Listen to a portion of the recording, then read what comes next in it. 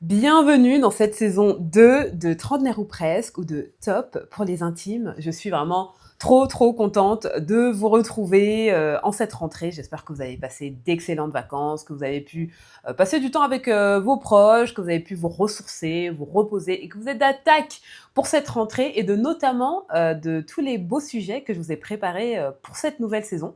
Alors, en ce qui me concerne, j'ai passé d'excellentes vacances, j'ai passé du temps avec ma famille et je reviens aussi, encore une fois, fraîchement du Japon. Parce que si vous avez écouté l'épilogue de la saison 1, vous savez que c'est un pays que j'aime beaucoup et qui me permet moi aussi de me ressourcer. Donc, installez-vous bien, vous connaissez la chanson, voilà, ce prologue, il est filmé, encore une fois, donc si vous le voulez, vous pouvez le regarder sur YouTube, ou sinon, vous le mettez en fond pendant que vous faites autre chose, peut-être, sur Spotify, et c'est parti, on lance le jingle.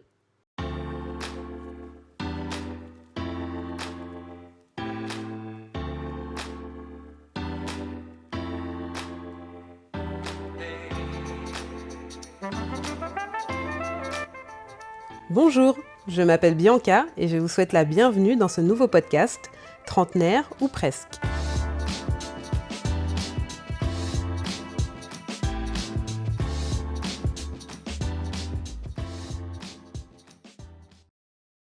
Alors, de quoi on va parler dans ce prologue en tête-à-tête? On va parler d'un sujet qui, moi, me passionne depuis plusieurs années et plus particulièrement ces derniers mois, à savoir la nutrition et le fitness et globalement comment être en bonne santé via l'alimentation, mais via aussi de la dépense physique et sportive.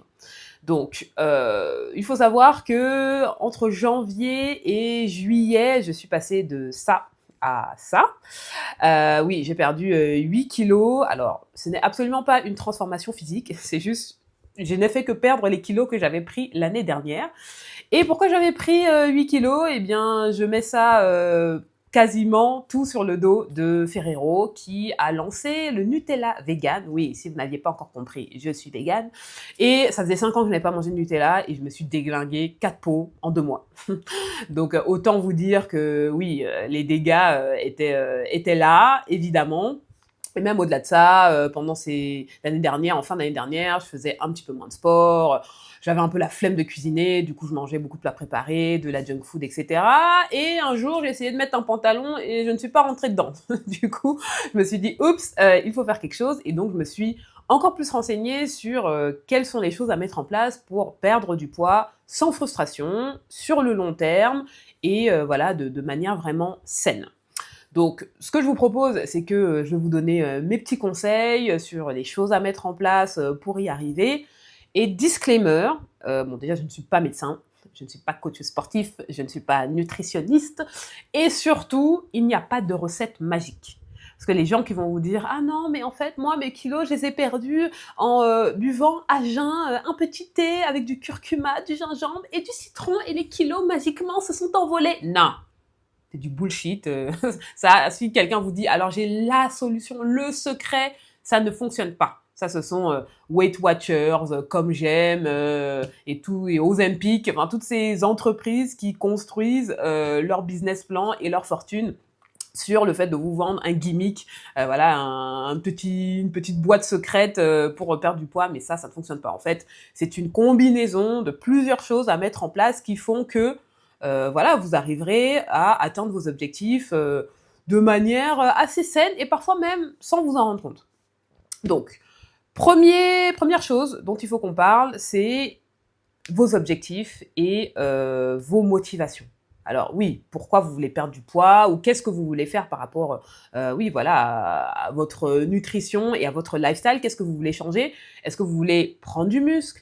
Est-ce que vous voulez perdre du gras? Est-ce que vous voulez mieux vous sentir dans votre corps? Est-ce que vous voulez avoir plus d'énergie, améliorer votre transit?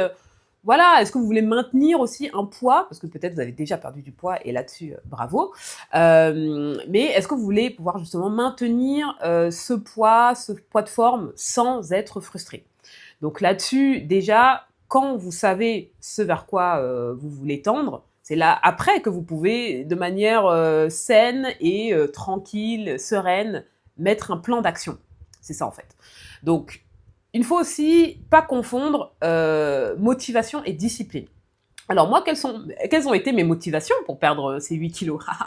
Eh bien, la première, c'est parce que, bon, c'est pour la santé. Parce que prendre 8 kilos en, allez quoi, 6 mois, c'est pas sain. J'ai pas envie d'avoir des maladies comme le diabète et toutes les comorbidités qui vont avec. J'ai pas envie de multiplier mes chances d'avoir des maladies cardiovasculaires. Donc ça, c'est vraiment pour ma santé. Première chose. Parce que si vous avez écouté l'épilogue de la saison 1, vous savez que moi, ma santé, j'ai envie de dire, c'est la chose la plus importante pour moi et ça devrait l'être aussi pour vous. Deuxième motivation, c'est je suis un picsou. C'est-à-dire que moi, mon argent, j'aime le dépenser dans des voyages, dans des hôtels, dans des massages, dans des restaurants, dans des expériences au global. Moi, j'aime pas dépenser mon argent dans des sacs, dans des fringues, dans des chaussures. Et si je prends du poids, bah, ça veut dire que je vais devoir acheter de nouveaux habits en taille, enfin, une taille supérieure, voire même 2 tailles supérieures. Et ça, je n'ai pas envie. Surtout que j'ai des habits qui sentimentales, qui ont une valeur vraiment sentimentale pour moi, que m'ont acheté mon père, ma mère, etc. Donc, voilà, ça c'est. J'ai pas envie de dépenser ma thune sur des fringues. Je ne juge absolument pas les gens qui adorent acheter de beaux vêtements, bien sûr. Mais voilà, pour ça c'est ma motivation personnelle. Peut-être que ça peut vous inspirer, je ne sais pas. Bon. Et troisième chose, bon, c'est que je suis un peu narcissique. J'aime pouvoir me regarder dans la glace et dire belle gosse, belle gosse. Donc ça c'est mon petit côté narcissique. Vous n'êtes pas obligé de l'être, mais il y a rien de mal hein, à se regarder dans le miroir, pardon, et à kiffer ce qu'on voit, ok. Donc là-dessus, moi c'était mes 3 motivations. Mais comme je le disais tout à l'heure, il faut pas confondre motivation et discipline. Parce que souvent, parce que voilà, sur les réseaux sociaux, Instagram notamment, je poste souvent un petit selfie, dégoulinance, après ma séance de sport. Et souvent, les gens se disent, oh Bianca, là, parce que j'y vais aller 5 fois, voire 6 fois par semaine à la salle de sport. Et les gens souvent se disent, ah Bianca, elle est trop motivée, ah, moi je peux pas, je suis trop motivée, mais en hiver, elle y va, machin. Et c'est vrai que qu'il neige, qu'il vente, qu'il pleuve, que j'ai un petit peu mal au ventre, que j'ai un petit peu mal à la tête, que j'ai la flemme, que je suis un peu fatiguée, je vais à la salle de sport. Et ça, c'est pas de la motivation, c'est de la discipline. Parce que laissez-moi vous dire que moi, 1 fois sur 2, j'ai pas envie d'aller à la salle de sport. Voilà. Mais je sais que ça fait du bien à mon corps, ça fait du bien à mon esprit, je vais générer de la dopamine et à la fin de ma séance, je vais être Wonder Woman dans ma tête et je vais pouvoir affronter ma journée si je le fais avant d'aller au travail en début de journée ou à la fin de ma journée, je vais pouvoir bien dormir comme un bébé et je vais me sentir mieux. Alors il faut savoir que on ne regrette jamais une séance de sport. On regrette souvent de ne pas l'avoir faite. Donc, je dirais la décision la plus difficile quand il faut aller à la salle de sport, c'est juste de se mettre en tenue. Ça, j'ai envie de dire, c'est de se mettre en tenue et de sortir de chez soi. Mais dès qu'on a déjà fait ces 2 premiers pas-là, quand on arrive à la salle, même si on fait pas la meilleure séance du siècle, on va faire quand même quelque chose et c'est toujours mieux que de ne rien faire. Et comme on dit, l'appétit vient en mangeant. Vous avez commencé votre séance et vous allez prendre du plaisir, vous mettez un podcast, pourquoi pas trentenaire ou presque, ou vous mettez une bonne playlist de musique, un truc qui vous motive et let's go quoi. Donc moi, j'aime bien faire le parallèle avec, par exemple, se brosser les dents. Donc, tout le monde, voilà, doit se brosser les dents, mais parfois il est 23h, il est minuit, t'es déjà en train de t'endormir, t'as la flemme de commencer, voilà, à te brosser les dents, ou même à te démaquiller, machin. Mais si tu te brosses pas les dents, tu sais que tu vas avoir des caries. Donc tu le fais parce que tu sais que c'est bon pour ta santé, bucco-dentaire notamment. Par exemple, si tu te démaquilles pas, pour les filles, bon, ou même les gars, il y a des gars qui se maquillent, bon. Tu sais que ta peau ne va pas respirer, le lendemain tu vas avoir des boutons, donc parfois t'as la flemme, t'es fatigué, mais tu le fais. Notamment même pour la nutrition. Comme je vous le disais, moi, en fin d'année dernière, j'avais un petit peu la flemme de cuisiner, mais c'est de la discipline, encore une fois, tu sais que de cuisiner tes légumes, de faire du maison, de machin, c'est bon pour toi. Donc en fait, comme dirait Nike, just do it. Souvent, il ne faut pas se poser de questions, c'est de la discipline. Il ne faut pas confondre, ah ouais, non, aujourd'hui, est-ce que j'ai la motivation? Non, ne te pose pas la question, si tu as la motivation, juste fais-le. Et pour ceux qui n'ont pas l'habitude de le faire, parce que c'est vrai que c'est compliqué parfois de casser des cercles un peu vicieux ou des mauvaises habitudes qu'on a créées. En général, il faut 30 jours pour qu'une habitude s'installe et que ça ne devienne plus une tare. Donc, mangez votre pain noir, rongez votre frein, gardez cette discipline-là pendant 30 jours et vous allez voir qu'au bout du 31e jour, ça va rouler et que ce sera beaucoup moins compliqué. Alors, là-dessus, je tiens aussi à faire une précision entre perdre du poids et perdre du gras. Parce que souvent, on fait l'amalgame et en fait, perdre du poids, ça veut rien dire. Souvent, on dit, ah, je perds du poids, je perds du poids. Mais si vous perdez du muscle, comme je vous le disais tout à l'heure, c'est pas intéressant en fait. Pourquoi c'est intéressant pour vous de ne pas perdre du muscle? C'est parce qu'on a besoin de muscles pour pouvoir porter des choses, pour pouvoir se lever, pour pas avoir mal aux articulations, par exemple. Pourquoi les personnes âgées, souvent quand vous les voyez, elles ont du mal à se lever, elles ont mal au dos, elles ont mal aux genoux, et je dis même personnes âgées, parfois des trentenaires ou des quarantenaires ont mal au dos, ont mal partout. C'est parce que, pour prendre l'exemple par exemple de votre genou, vous avez des muscles autour de votre genou. Si ces muscles-là ne sont pas assez musclés, eh bien, c'est votre rotule qui va faire tout le travail et vous allez avoir mal au genou. Par exemple, pour le dos, c'est la même chose. Si vous n'avez pas vos muscles dorsaux qui sont assez développés pour maintenir votre posture et votre colonne vertébrale et votre corps de manière générale, vous allez avoir mal au dos. Donc, je m'adresse notamment aux femmes là-dessus, mesdames. La musculation, j'y reviendrai tout à l'heure, mais la musculation, c'est important. Et je sais ce que vous allez dire, ah non, mais j'ai pas envie de ressembler à Musclor, à She-Hulk, à ressembler à Hulk. Non, vous n'allez pas. En fait, on ne devient pas très musclé en trébuchant sur une haltère et pouf, ah, par accident, on devient musclé. En général, les femmes qui sont très très musclées, qui, entre guillemets, même ça veut pas dire grand-chose, ont une apparence un peu masculine, c'est des nanas qui s'entraînent très intentionnellement pour prendre de la masse musculaire, mais de manière vraiment extrêmement volumineuse, qui peut-être même vont prendre des stéroïdes, qui vont prendre de la protéine en poudre, enfin voilà. Donc, juste être musclé, parce que moi je suis musclé par exemple, c'est juste être fit, c'est être dessiné, avoir vos abdos qui apparaissent, ne pas avoir voilà, le gras en dessous des bras pour s'envoler comme une chauve-souris. Donc c'est important de faire de la musculation, les hommes comme pour les femmes. Voilà. Et pour le poids, notamment mesdames, parce que je sais, je vais beaucoup m'adresser à vous, je pense, dans ce prologue. C'est vous qui avez du mal et qui avez honte de dire combien vous pesez. Le poids, c'est juste une mesure, c'est juste un chiffre, on s'en fiche en fait. Parce que, Justine, que tu me dises que tu fasses 150 kilos ou 50 kilos, ça ne change absolument rien à ce à quoi tu ressembles dans la vraie vie. Ça ne change rien à ta réflexion dans le miroir, ça ne change rien à la manière dont les autres vont te percevoir, ça ne change rien changer à la manière dont tes habits vont t'aller. Donc ce truc, ce mythe, en disant ah non, je peux pas donner mon poids, on demande pas à une femme son poids. Moi je m'en fiche. Si demain il y a écrit sur la balance 100 kilos, mais que je continue à porter du 38, ouais, enfin voilà, moi je m'en moque. Bon, a priori, si il y a écrit le chiffre 100 sur la balance, elle a un problème si je continue à porter du 38. Mais j'exagère le trait pour que vous compreniez ce que je veux dire, c'est-à-dire que le poids, voilà, on s'en moque. Et faut faire aussi attention parce que je sais que certaines personnes adorent, ou alors peut-être qu'elles n'adorent pas, mais en tout cas sont obsédées par le fait de se peser tous les jours. Alors ça, il n'y a rien de pire. Je pense, en tout cas pour la santé mentale, parce que dès que le chiffre bouge un peu, ça monte, ah là là, tu passes une sale journée, ça baisse, ah là là, t'es content. Mais il faut savoir que le poids, ça fluctue, surtout, mais encore plus pour nous les femmes, parce qu'on a nos hormones, notamment autour de notre cycle, quand on a un peu avant nos règles, pendant nos règles, un peu après nos règles, machin. Donc ça, voilà, faut pas se peser tous les jours. Si ça varie plus 1 kilo, moins 1 kilo, ça ne veut absolument rien dire. Parce qu'en plus, vous allez faire de la rétention d'eau après un repas très sucré, très salé. Vous, comme je disais, faut pas vous peser pendant vos règles, ça n'a pas trop de sens.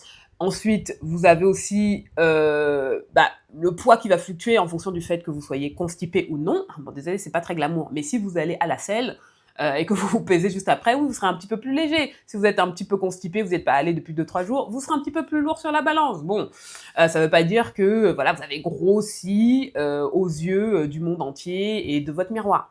Et également, un repas peut être lourd. Par exemple, vous décidez de manger une pastèque ou un melon. Ou 2 melons. Bon, 2 melons, voilà. Ou même une pastèque, c'est énorme. Mais c'est à 95% de l'eau. Donc vous allez vous peser le lendemain, un peu de rétention d'eau, parce que peut-être vous avez mangé un petit truc salé avant, vous allez dire « Ah mince, je fais plus 1 kilo ». Non, laissez autant, voilà, enfin laissez le poids, votre poids se rétablir, fluctuer. Là-dessus, il n'y a pas de souci, ok ? Je vous conseille aussi, si vous êtes dans une initiative de perdre du poids, en tout cas de redevenir fit, comme j'ai pu le faire en début d'année, c'est de traquer votre évolution. La balance, encore une fois, le pèse-personne, c'est un indicateur comme un autre. C'est vrai que si vous avez 10 kilos, 15 kilos, 20 kilos à perdre, c'est un indicateur comme un autre. Si vous voyez moins 5 kilos, c'est pas juste parce que vous avez mangé, enfin, que vous êtes allé aux toilettes la veille, etc. Non, c'est que vos efforts ont payé, etc. Ça vous permet un peu de traquer. Mais moi, je vous conseille de ne pas que vous baser là-dessus. Parce que si vous êtes amené à perdre du gras et à prendre du muscle, ben, ça peut s'équilibrer. Vous allez vous dire, ah non, j'ai pas perdu de poids. Oui, vous n'avez pas perdu du poids sur la balance, mais vous vous êtes affiné, vous avez pris du muscle et vous avez perdu du gras. Donc, je vous conseille de prendre des photos. Alors, ça peut vous sembler tout bête, mais vous avez vu en début de vidéo, si j'avais pas pris ces photos-là, parce que mon poids, oui, j'ai perdu 8 kilos, mais bon, en soi, à des moments, j'étais un petit peu sur un plateau, parce que bon, je me pesais quand même, je regardais si ça avançait ou pas. Parfois, ça stagnait, mais d'une photo à l'autre, je voyais quand même qu'il y avait de la différence. Je voyais que mes abdos étaient un peu plus dessinés, mes bras aussi, mon visage un peu moins rond. Donc, prenez des photos, ça c'est important. Et aussi, prenez vos mesures. Tout simplement, hein. Parfois, comme je vous disais, vous pouvez vous affiner, prendre de la masse musculaire, mais vous allez vous affiner, donc prenez vos mesures. Voilà, ça dépend aussi des endroits où vous voulez vous affiner, mais autour des cuisses, autour de la hanche, du ventre, de la poitrine, des épaules. Voilà, donc ça vous permet de suivre un petit peu votre évolution. Et aussi les habits, ça peut sembler tout bête, mais s'il y a une robe dans laquelle vous ne rentriez plus voilà, il y a quelques mois, comment vous rentrez dedans, vous êtes un peu serré, après vous êtes un petit peu moins serré, ça vous permet voilà, de suivre un petit peu les choses. Alors, comment perdre du gras, s'affiner, se tracer, devenir fit? On va rentrer dans le vif du sujet. Alors, dans les grandes lignes, la base des bases, c'est de mettre en place un déficit calorique. Bon, déficit calorique, qu'est-ce que c'est? C'est vous allez dépenser plus de calories que vous allez en consommer. Donc je dis n'importe quoi, si vous consommez 2000 calories, ben, vous allez en dépenser 2500 dans la journée. Et quand je dis dépenser 2500 dans la journée, il faut savoir qu'il y a cette chose magique qui s'appelle le métabolisme basal, c'est-à-dire le nombre de calories que votre corps dépense, entre guillemets, sans que vous ne fassiez quoi que ce soit. C'est-à-dire, vous avez besoin d'énergie, besoin d'énergie pour faire fonctionner vos organes, pour vous faire respirer, pour la digestion, même quand vous dormez, vous perdez des calories. Donc, métabolisme basal, en général, des hommes, c'est entre 1600 et 1800 calories. Les femmes, c'est un peu moins, c'est 1400, 1600. Donc, voilà, vous avez ce métabolisme basal que, bon, vous avez des examens un peu complexes ou même des applications qui peuvent vous permettre de le calculer, mais bon, en gros, sachez que les femmes, c'est entre 1400 et 1600, les hommes, 1600 et 1800. Bon. Donc, il faut faire un déficit calorique. Et comment on fait un déficit calorique? Vous avez 3 options. Première option, comme je vous le disais, c'est de vous dépenser plus. C'est-à-dire, vous n'avez pas envie de changer vos habitudes alimentaires, vous voulez continuer à manger pareil, vous allez plus vous dépenser, c'est-à-dire vous allez vous défoncer à la salle de sport, au lieu d'y aller une fois par semaine, vous allez aller 5-6 fois par semaine, faire des séances de 2 heures de muscu, de cardio, machin, vous allez faire 15 000 pas par jour. Et effectivement, plus vous allez vous dépenser, il va effectivement avoir ce déficit calorique. Le problème de cette solution, c'est que le corps est très intelligent. C'est-à-dire que les 2 premières semaines, les 3 premières semaines, allez, 1 mois, vous allez perdre sensiblement du poids. Parce que le déficit calorique est en place, votre corps brûle plus d'énergie qu'il n'en absorbe, donc forcément, voilà, vous allez sécher. Encore une fois, moi je vous conseille de faire de la musculation pour ne pas perdre vos muscles, mais en tout cas, vous allez perdre du gras, même si vous perdez aussi des muscles. Donc c'est a priori un de vos objectifs. Donc ça, c'est une bonne chose. Mais le corps sait s'adapter. Vraiment, il est très résilient, le corps. Donc au bout de 3 semaines, 4 semaines, il va comprendre que, je sais pas ce qu'elle fait, Bianca, là, elle fait beaucoup de sport, franchement, là. Et en fait, les muscles, votre corps va s'habituer à cet effort physique. Donc, par exemple, quand sur 1 heure d'aller sur le tapis, vous courez à, je sais pas moi, 10 km/h, et vous dépensez, 300 calories, et la première semaine, ça va être 300 calories. La deuxième semaine, peut-être ça va être 290. La troisième semaine, ça va être 280. Ça va continuer à diminuer jusqu'à ce que, au final, tous ces efforts, parce que vous vous dites, ah, mais je me sue là, voilà, vraiment, je suis en sueur, j'ai trempé mon maillot, j'ai mouillé le maillot, mais sur la balance, je vois plus trop de résultats. À un moment, vous allez arriver à un plateau. Ça arrive tout le temps. Donc, vous perdez de manière significative, à un moment, parce que le corps s'adapte. Il se dit, bon, c'est notre nouvelle routine, c'est mon nouveau cadre de fonctionnement, j'ai un corps qui va tout le temps se dépenser et il s'adapte. Donc, voilà, et du coup, vous allez vous dire, mais il faut que je double encore plus mes efforts. Mais au bout d'un moment, vous n'allez pas vous en sortir, vous allez crever. Enfin, pas littéralement, mais en tout cas, à un moment, vous allez vous décourager parce que vous serez tout le temps crevé, vous aurez l'impression de donner trop d'énergie à la salle qui ne paye pas forcément sur votre corps et vous allez craquer et en fait, bon, vous allez baisser les bras. Première solution, pas top.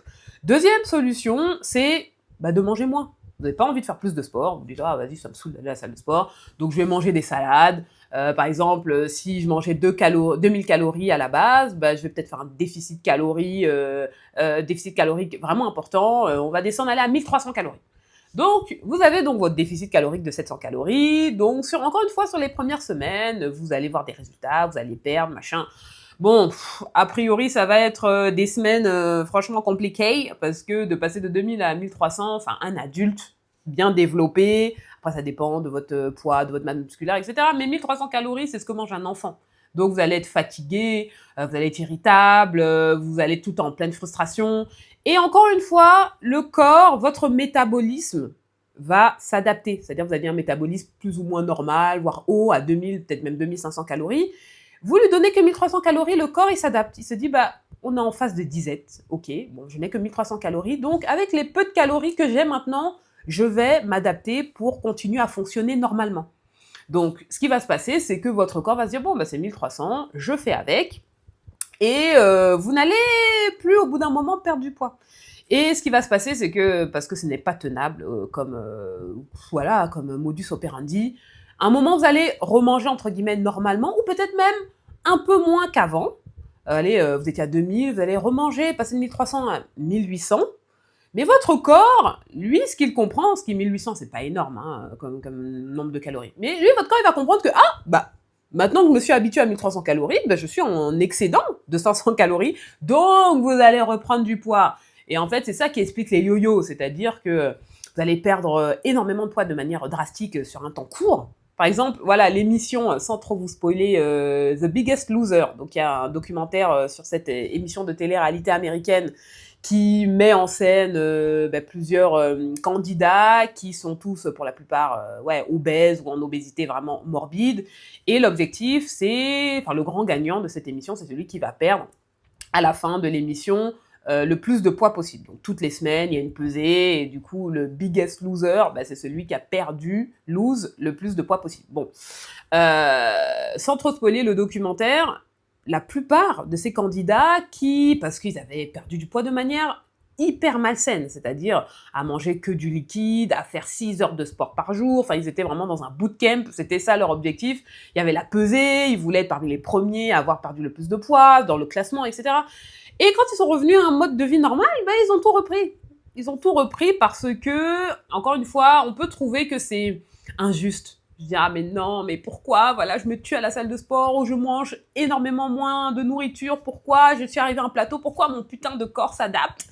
Eh bien, parce que si demain, vous vous retrouvez, je sais pas moi, au milieu du désert, vous vous retrouvez dans un endroit où vous n'avez pas énormément à manger, votre corps se met en mode survie. Et il a raison. C'est-à-dire que avec le peu de calories, un peu comme sur koh avec le peu de calories que vous allez lui donner, il va quand même continuer, pour reprendre l'exemple de koh à faire des épreuves sportives, à pouvoir faire le feu de camp, à se lever, à marcher, à machin.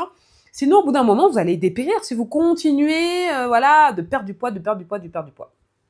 Donc, la deuxième option qui est de moins manger en créant des déficits caloriques est pas ouf non plus. Donc, la troisième solution, qui est la meilleure, c'est de faire un peu des deux. C'est-à-dire, vous allez augmenter un petit peu votre dépense calorique en marchant un petit peu plus, en allant un petit peu plus à la salle de sport, en rallongeant de 10-15 minutes vos séances, en augmentant peut-être un petit peu l'intensité, et aussi en diminuant un petit peu moins. Donc, un déficit calorique en termes d'apport nutritionnel de, maximum 300 calories. Faites pas des trucs de taré, passer de 2000 calories à 1000 calories, vous tiendrez pas, et votre corps vite va s'habituer, vous allez être frustré, et vous allez vous lever un matin et dire, allez, foutu pour foutu, je peux pas tenir, c'est pas possible, les résultats sont pas assez visibles et probants, machin, et vous allez donc faire cet effet yo-yo, vous allez remanger, voire même plus souvent. Les gens qui perdent énormément de kilos reprennent même plus que ce qu'ils avaient perdu, donc c'est pas ce que vous voulez.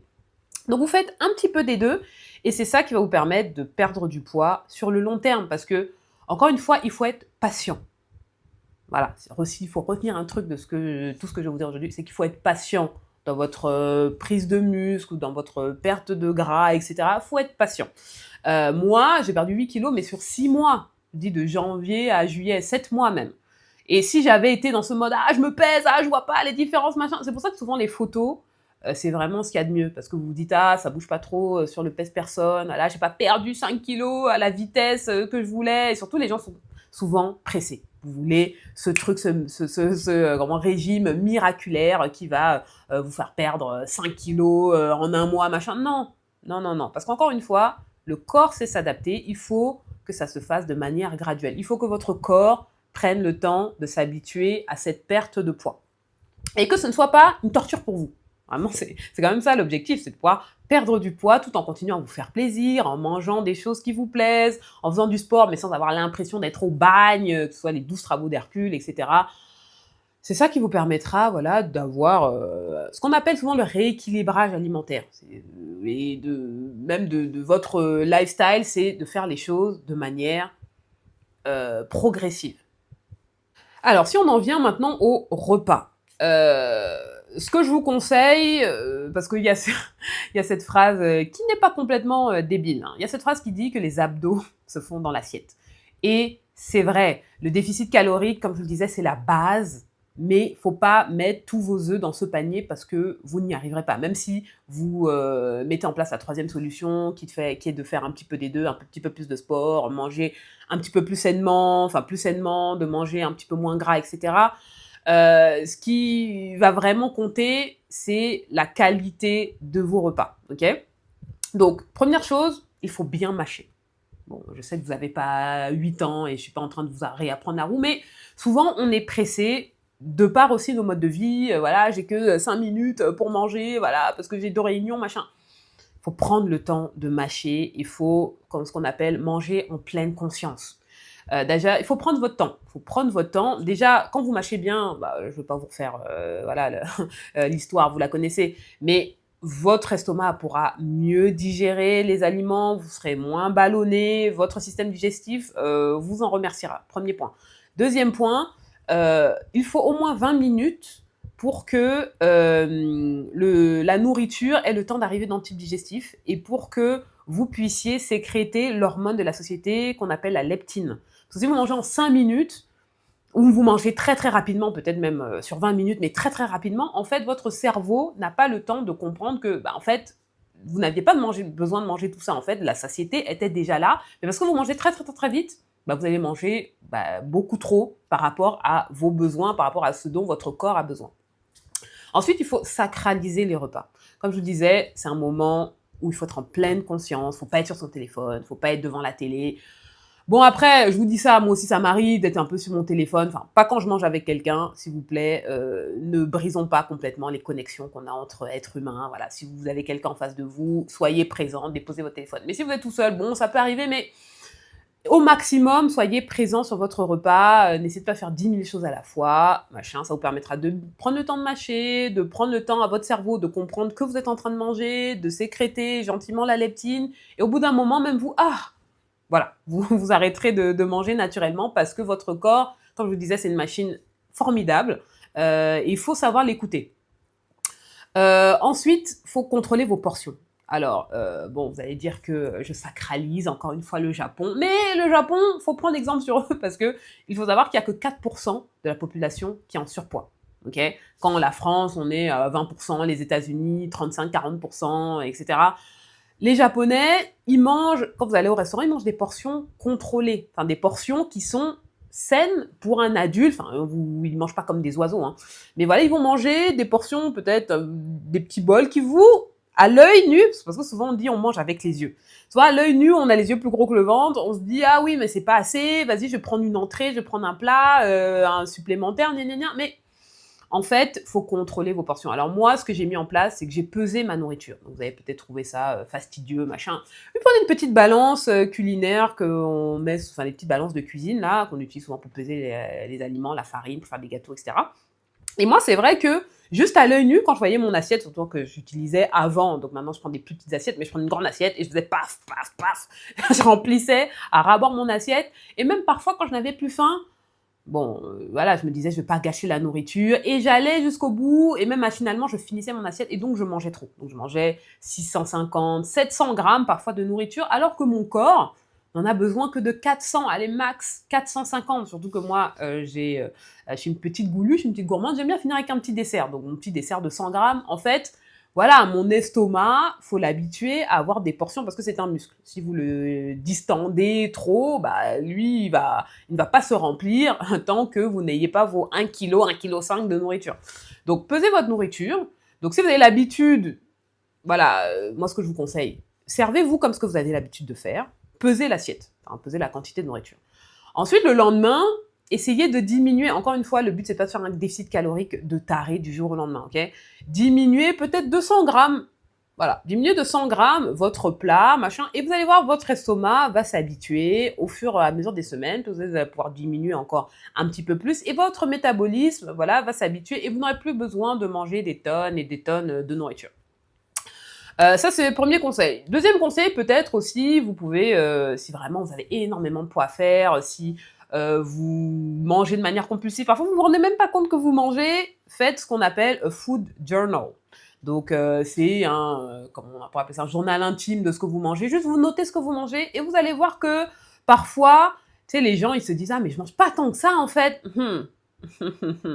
Oui, la petite barre chocolatée que tu as mangée à 10 heures devant ton bureau. Le petit beignet, le donut que tu as mangé voilà, à 16 heures, en plus du paquet de chips, machin. En vrai, notez et vous allez vous rendre compte que les calories, ça va très vite. 2000 calories, allez, je schématise, hein, les hommes ont peut-être plus besoin de 2500, les femmes plutôt 2000. Allez, les 2250 calories dont votre corps a besoin, ça va très très vite parce que il y a toujours du gras, du sucre qui sont cachés, surtout si vous ne mangez pas tout maison.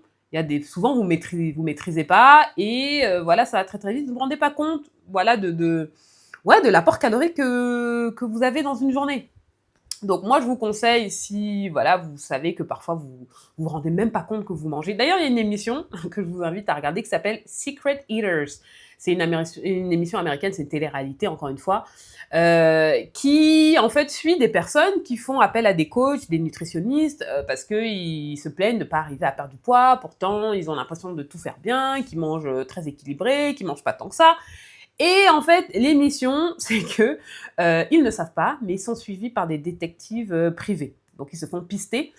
Donc, il y a toute la partie où ils savent que l'émission est filmée, le nutritionniste vient chez eux. Et il y a une partie où ils ont l'impression qu'ils sont off caméra. Et en fait, on va les voir, voilà, au drive-thru d'un McDonald's. On va les voir aller au supermarché, acheter et manger des donuts dans leur voiture. Et après, on va leur montrer la vidéo. C'est pas pour les humilier, quoique bon, c'est de la télé-réalité. Je pense qu'il y a un peu d'humiliation derrière et ça divertit les gens qui regardent. Ah ah, regarde, ils mangeaient des donuts, on n'est même pas compte. Bon, mais c'est pour leur dire, regardez, parfois, et ça arrive à tout le monde. Parfois, on grignote, on picore, on s'en rend même pas compte. Bon, donc là-dessus, traquez un petit peu, si vous êtes dans cette catégorie-là de personnes, ce que vous mangez. Soit vous l'écrivez, soit voilà, vous essayez de vous retenir un peu mentalement, ah oui, qu'est-ce que j'ai mangé aujourd'hui, machin, pour essayer de traquer un petit peu vos calories si vous voulez réussir à faire donc ce fameux déficit calorique. Attention au régime. Alors ça, parce que souvent il y a des mauvais nutritionnistes. Vous allez chez un nutritionniste et il va vous dire, ah ouais, non mais ok, là vous mangez quoi, 3000 calories, bah on va passer à 1500 et vous allez voir, non, non. Arrêtez avec ce mode de pensée-là et arrêtez aussi avec les régimes qui vous semblent magiques. Alors là, il y en a pléthore. Hein. Franchement, vous avez le régime Dukan hyperprotéiné, vous avez le régime paléo, vous avez le régime sans gluten, le régime sans glucides, le régime uniquement avec des jus détox à base de fruits, de légumes, de machin. Ce n'est pas tenable sur la durée. Vous allez les perdre, hein, vos kilos. Voilà, sur 1 mois, 2 mois, 3 mois, vous allez tenir, vous allez perdre 10 kilos. Ah, c'est super, c'est génial. Mais ce que je vous expliquais en début de vidéo, quand vous allez reprendre soit des mauvaises habitudes, ou soit même des habitudes entre guillemets normales et saines, mais que, encore une fois, vous allez remanger 500 calories en excédent par rapport à ce que vous avez fait les semaines précédentes, votre corps, il va rien comprendre, il va se dire, oh là là, bah, elle mange trop là, attends, on était habitué à 1000 calories, elle passe à 1500, ce qui n'est pas beaucoup, mais pour le corps, il va dire, c'est beaucoup par rapport à ce qu'on a, et il va stocker. Il va stocker dans les cellules graisseuses, il va stocker, en se disant, si elle me refait le coup des 1000 calories, au moins, j'ai de quoi tenir, et donc vous allez reprendre du poids, donc l'effet yo-yo dont je vous parle depuis le début. Et c'est pas ça ce qu'on veut. Pas envie que votre peau se détende et tout. Vous allez avoir en plus des vergetures. Votre métabolisme, à force de faire ça, il va être complètement flingué. Vous n'avez pas envie de ça et même sur votre santé mentale, c'est horrible de refaire tout le temps 10 000 régimes, machin. Donc ça ne fonctionne pas. Ce qu'il faut, c'est un régime équilibré, comme je vous disais, du rééquilibrage alimentaire. Alors, pour tous ceux qui ne mangent pas sainement, pour schématiser assez simplement les choses, il vous faut de tout dans une assiette. Il vous faut de tout. Il vous faut des glucides, il vous faut des lipides, et il vous faut des protéines et aussi des fibres et des vitamines. Il vous faut de tout dans une assiette. Donc souvent, on a la flemme, on se dit ah, je vais me faire un plat de pâtes avec un steak et je vais mettre une sauce. Non. Parce que donc ok, il y a le steak à des protéines, ok, il y a les glucides avec les pâtes.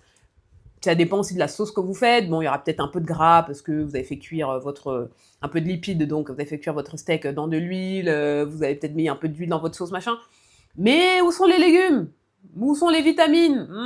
Donc non, il faut de tout dans une assiette. Et c'est vrai que souvent par flemme, on ne fait pas des assiettes complexes parce que la meilleure assiette, c'est une assiette où il y a de tout. C'est une assiette pleine de couleurs, pleine de vie. Il y a les protes, il y a les lipides, il y a les glucides et machin. Et souvent, on a la flemme. Mais voilà, si vous voulez un régime alimentaire le plus sain possible, c'est malheureusement ou heureusement ça qu'il faut faire.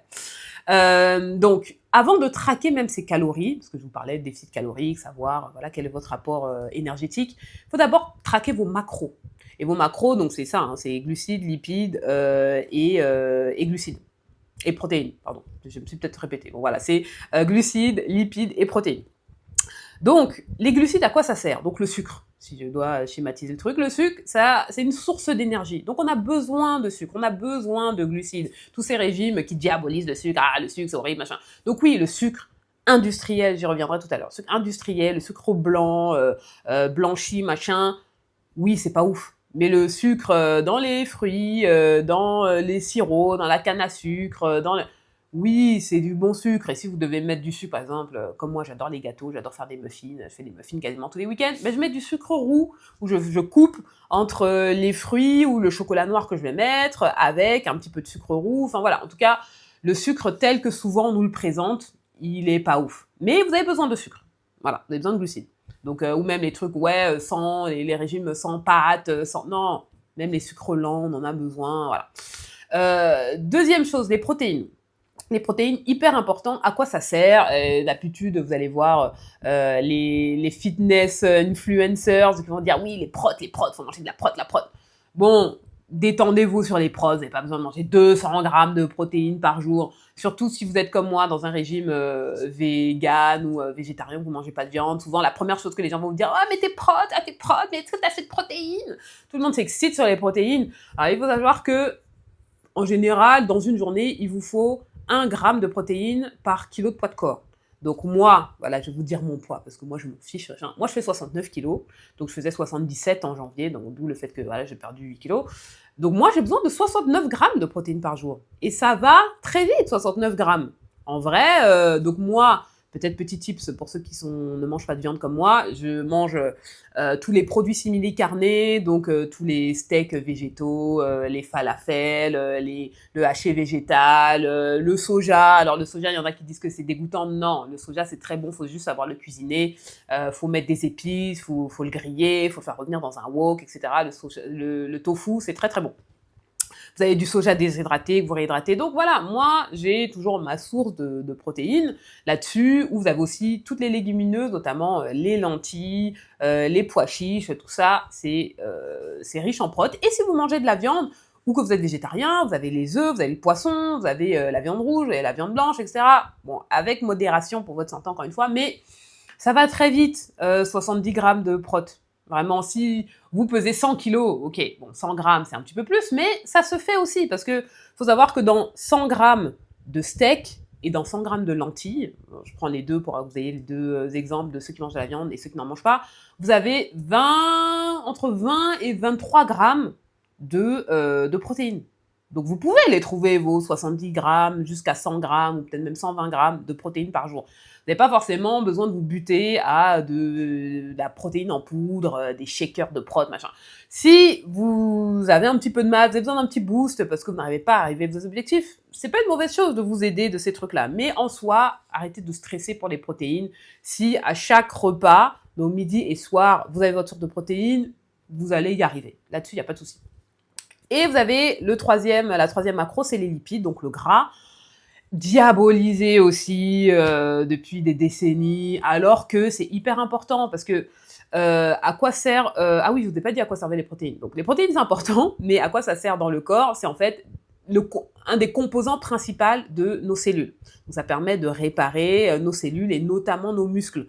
Souvent, ce qu'on conseille même quand vous faites une séance de sport et que vous avez le lendemain des courbatures, parce que qu'est-ce que c'est les courbatures? Quand vous avez poussé votre corps dans un effort auquel il n'était pas habitué, il y a des micro-lésions sur les muscles, et pour que vos muscles se réparent, ils ont besoin de protéines. Donc c'est pour ça on vous parle de snack post-workout. Enfin, qu'est-ce qu'il faut manger après un workout? Justement, c'est un truc plutôt protéiné parce que ça va vous permettre donc de réparer votre muscle. Et en général, quand il se répare, il gonfle.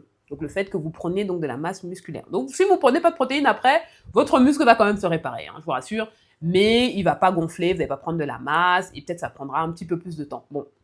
Donc je reviens sur les lipides. Les lipides diabolisés, ah c'est horrible, le gras. Non, c'est important le gras et les lipides. Pourquoi? Parce que c'est un élément important dans la membrane cellulaire. Donc vous avez les cellules qui sont entourées d'une membrane, et notamment au niveau de notre cerveau.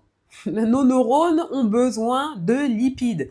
Et j'ai envie de dire, le gras que l'on diabolise, c'est souvent les matières grasses saturées. Donc, ils sont transformés, ultra transformés. Donc, c'est dans l'industrie, voilà, notamment, vous allez trouver des saturated fats, comme vous pouvez le voir sur des trucs anglo-saxons.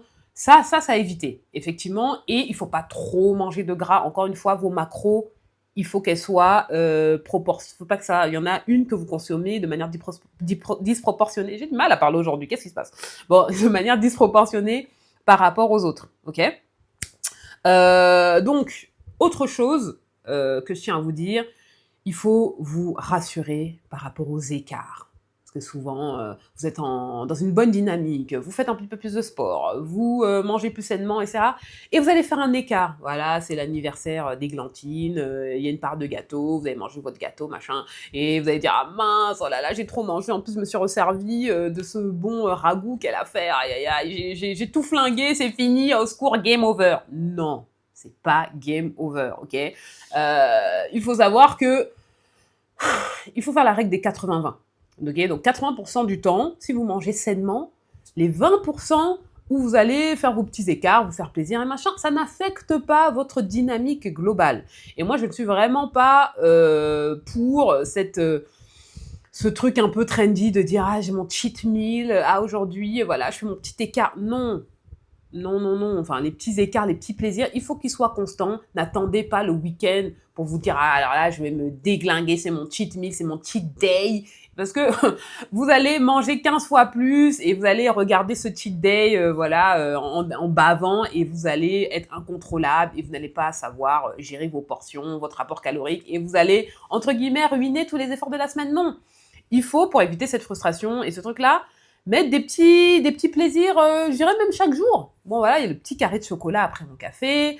Bon, j'ai mangé un petit gâteau à midi. Bah, du coup, je me suis fait plaisir. Bon, le soir, je vais faire un petit peu attention. Tout est une question d'équilibre, vraiment sur la semaine. Parce que ne voyez pas vos jours, vos efforts sur une journée. Parce qu'une journée, il y a plein de choses qui se passent. Vous pouvez avoir une mauvaise journée, vous pouvez avoir des trucs. Plein de choses peuvent se passer en journée. Vous voyez sur la semaine. Si, sur la semaine, vos repas étaient équilibrés, très bien. Enfin, voilà, vous êtes fait un petit peu plaisir. Et ces petits plaisirs, ils sont importants parce qu'ils vous permettent de pouvoir continuer. Mais il faut les doser. Si c'est là, telle journée, voilà, c'est mon cheat meal, c'est mon cheat day, non, vous allez tout fiche en l'air.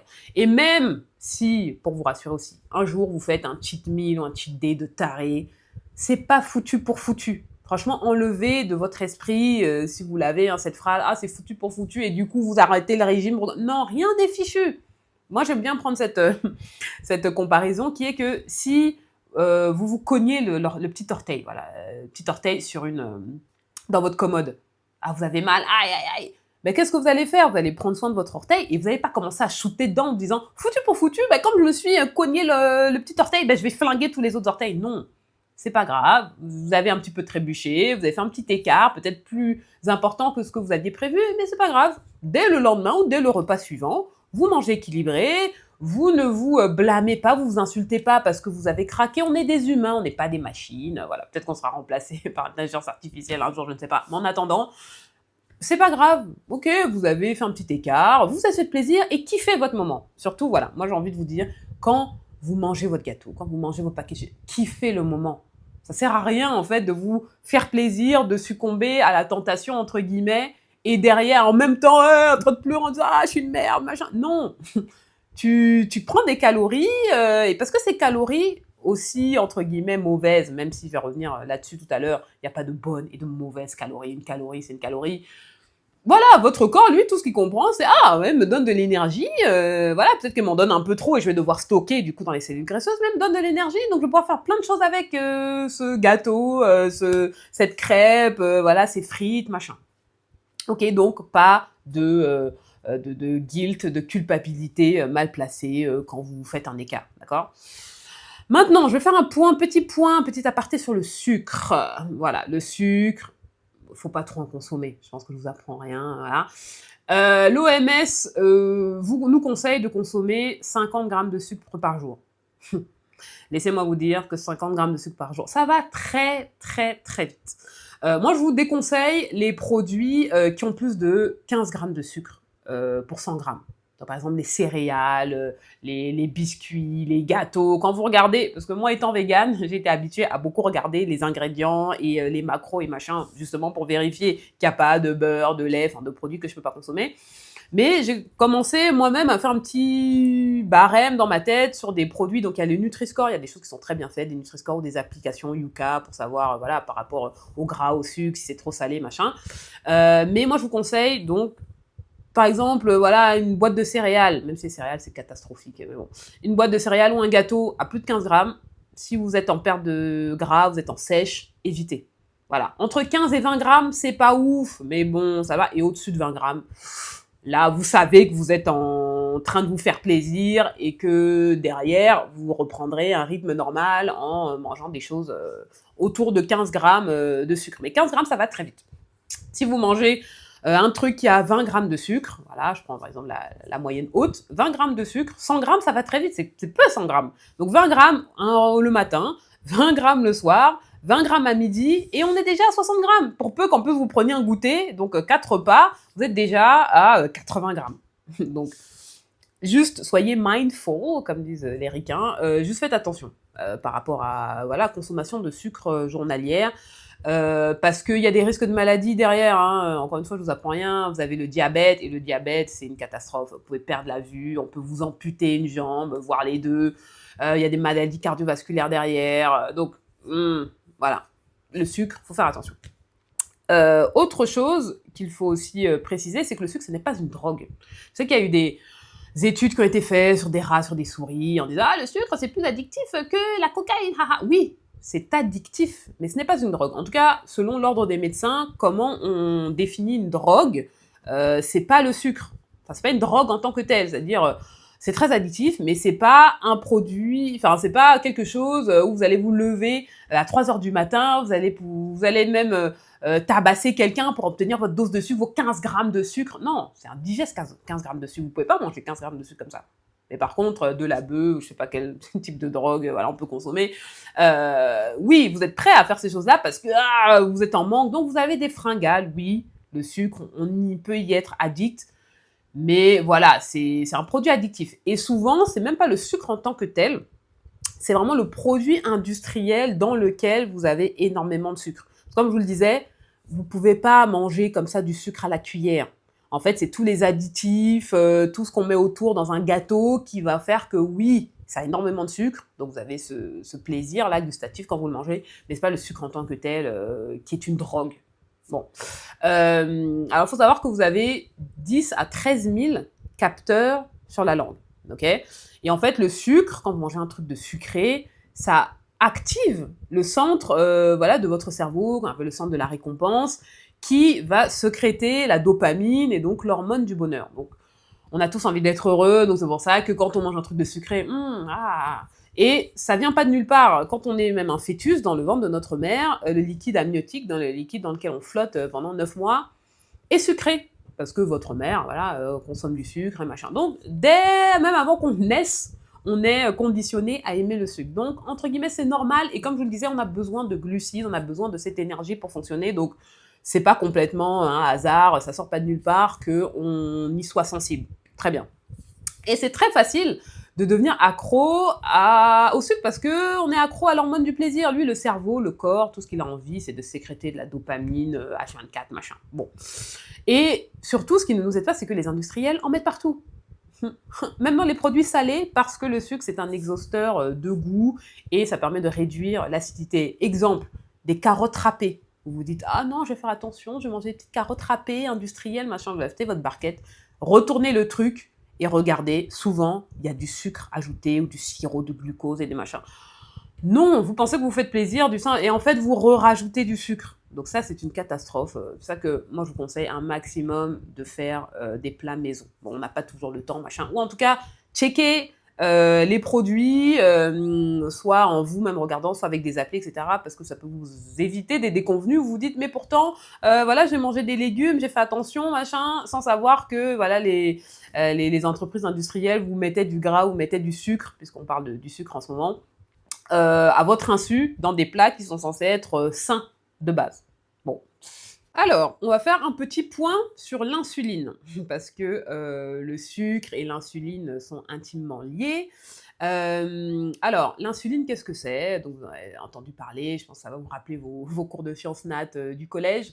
Alors, c'est une hormone qui est sécrétée par le pancréas et qui participe à la régulation du sucre dans le sang, donc de votre glycémie. Donc, quand on mange quelque chose de sucré, donc vous avez, donc contenant des glucides, hein, mais bon voilà, les glucides se transforment en glucose et le pancréas va sécréter donc cette hormone, donc l'insuline, et donc qui a pour effet donc de baisser ce pic de glycémie. Et en fait, qu'est-ce que ça a pour effet? C'est de permettre au glucose en fait de rentrer dans les cellules et donc de pouvoir consommer cette énergie, donc ces glucides.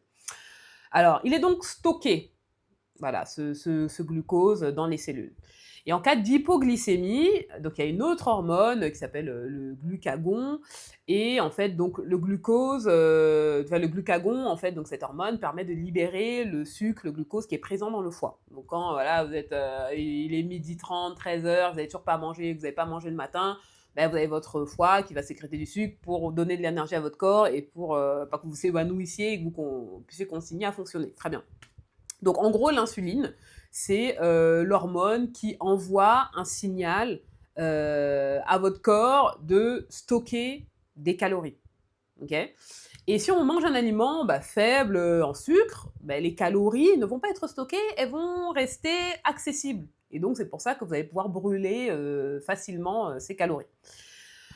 Donc, je pense que j'enfonce une porte ouverte en vous disant d'éviter au maximum les produits ultra transformés. Enfin, encore une fois, les céréales, les boissons sucrées, les knackis, tout ce qui est charcuterie, les chips, les crèmes glacées, machin. C'est souvent trop gras, trop sucré et trop salé. Alors le sel aussi, on n'en parle pas beaucoup, mais voilà, c'est pas bon, vous allez faire de la rétention d'eau, etc. Vous allez faire de la tension, bref. Donc, évitez les produits trop transformés, ultra transformés, en tout cas, pas que ce soit la majorité de ce que vous consommez en termes de nutrition. Voilà, je vous dis pas d'arrêter complètement le McDo, même si bon, je suis contre, mais bon, voilà, d'arrêter la junk food complètement. Non, comme je vous disais, c'est 80-20. C'est-à-dire 80%, vous allez manger healthy, vous allez manger sain, vos légumes, vos lipides, vos glucides, des assiettes contrôlées avec des portions contrôlées. Et 20% du temps, un coup vous allez faire un petit kebab, un coup vous allez faire un Big Mac, un Burger King, machin chouette, ok. Mais par exemple, les chips, moi, à titre personnel, j'ai décidé d'arrêter de manger des Pringles.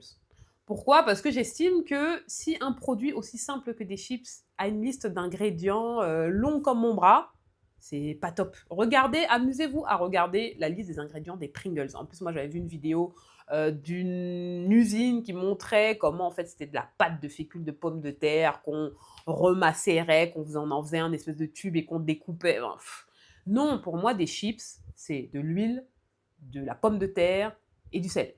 Heu, Peut-être un dernier aliment, ingrédient, mais si vous avez une liste, beaucoup trop longue, non. Non, non, non, c'est que c'est pas vraiment des chips, c'est un produit, d'un laboratoire, c'est le laboratoire de Dexter, non, c'est pas de la nourriture, c'est pas de la nourriture. Donc ouais, moi je vous conseille de nourrir votre corps de nourriture et pas de produits transformés. On ne sait même pas ce que c'est quand on regarde sous un microscope. Bon. Donc quand les glucides des aliments ultra transformés ne sont pas associés à des lipides, à des protéines et à des fibres, bon, c'est la catastrophe, ok. Parce qu'il y a un pic de glycémie et donc un pic d'insuline. Et ça, en fait, il faut éviter les pics d'insuline. Parce que qu'est-ce qui se passe? Vous consommez un produit qui contient des glucides, du glucose, du sucre, vous avez un pic de glycémie. Donc, qu'est-ce qui fait votre pancréas? Ah mince, qu'est-ce qui se passe? Il y a trop de sucre. Donc, pic d'insuline. Et quand vous avez ce pic d'insuline-là, en général, 1 heure après, foup, il y a un crash. Ce qui fait que parfois, vous allez manger un truc sucré. Par exemple, le matin, prenez un petit déj sucré, ce que je vous déconseille, j'y reviendrai aussi tout à l'heure. Vous mangez un bol de céréales, machin. À 8 heures, en général, à 10 heures, 10h30, votre estomac, grrr, il commence à vibrer, à chanter la Marseillaise. Pourquoi? Parce que voilà, vous avez ce crash, ce sugar crash, comme on dit, qui fait que vous avez à nouveau faim.